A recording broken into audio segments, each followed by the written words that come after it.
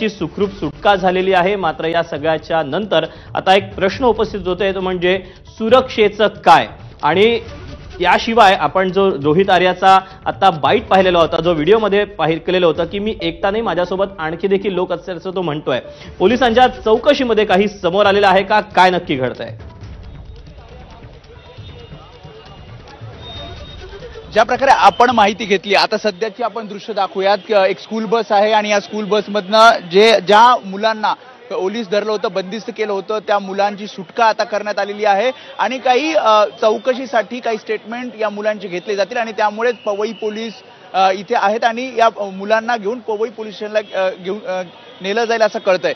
सध्या आपण बघतोय जी माहिती मिळते त्यामध्ये त्या रोहित आर्याला ताब्यात घेतलेला आहे आणि त्यानंतर आता एक धीर दिला जातोय, कारण पालकही घाबरलेले होते, कारण साधारणपणे 1 ते 1.5 तास हा सगळा गोंधळ इथे आपल्याला पाहायला मिळत होता आणि त्यामुळे जेव्हा पोलिसांनी या सगळ्या मुलांना रेस्क्यू केलं, कारण मागच्या बाजूने बाथरूम मधनं जात त्या रोहित आर्यापर्यंत पोहोचले, त्याला ताब्यात घेतलं आणि आता एक स्कूल बसनी या सगळ्या मुलांना बाहेर काढलं जातंय। त्यांच्या पालकांना सुद्धा सांगितलं आहे की सर्व मुलं ही सुखरूप आहे, त्यामुळे कुठल्याही प्रकारची चिंता करू नयेत आणि त्यामुळे ज्या प्रकारे डिमांड काही मागण्या त्याच्या होत्या रोहित आर्याच्या आणि त्याला मानसिक आजार होता असं सुद्धा पोलिसांकडनं कळतंय आणि त्यामुळे आता सध्या आपण बघतोय की या सगळ्या स्कूल बसनी मुलांना पवई पोलिसांकडे नेलं जातंय आणि घाबरलेली मुलं आहेत, कारण साधारणपणे 1.5-2 तास त्यांना इथे डांबून ठेवलं होतं आणि त्यानंतर पालक आहेत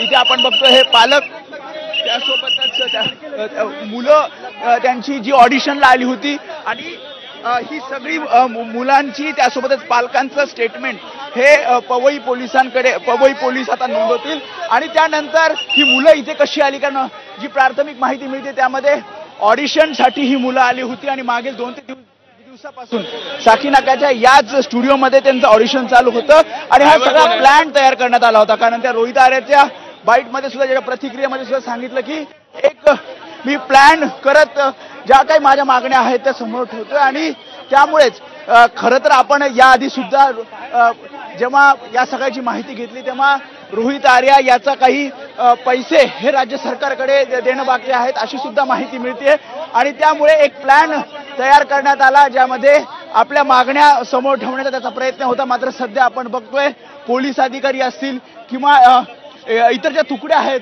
त्या सुद्धा आपल्याला इथे दाखल झालेल्या पाहायला मिळतात आणि पोलिसांकडनं पूर्णपणे जे 17 मुलं होते त्यांना रेस्क्यू करण्यात आलेलं आहे आणि पुढचा जो स्टेटमेंट आहे, मग त्या पालकांचे स्टेटमेंट असतील, कधी फोन केला होता किंवा कशा प्रकारचं ऑडिशन इथे होतं, ह्या सगळ्याची माहिती आता पोलिसांकडनं घेतली जाते आणि पोलीस जे आहेत ते पुढचा तपास करताना आपल्याला पाहायला मिळतात।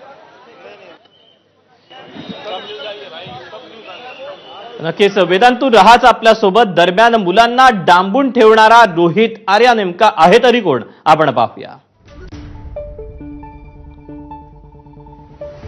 रोहित आर्या हा पुण्यात राहणारा व्यक्ती आहे।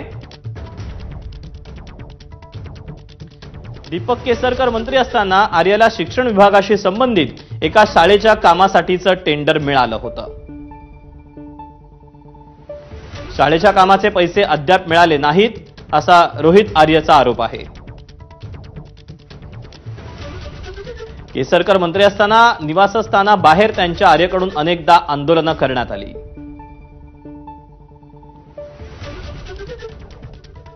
तेव्हा आता त्याच्या चौकशीतून आणखी काय पुढे ते पाहणं महत्त्वाचं असणार आहे। आपल्याला सगळ्याबद्दलचे अपडेट वेदांत देत होता। वेदांत, तुझे धन्यवाद दिलेल्या सविस्तर माहितीबद्दल आणि यानंतर वळूयात पुढच्या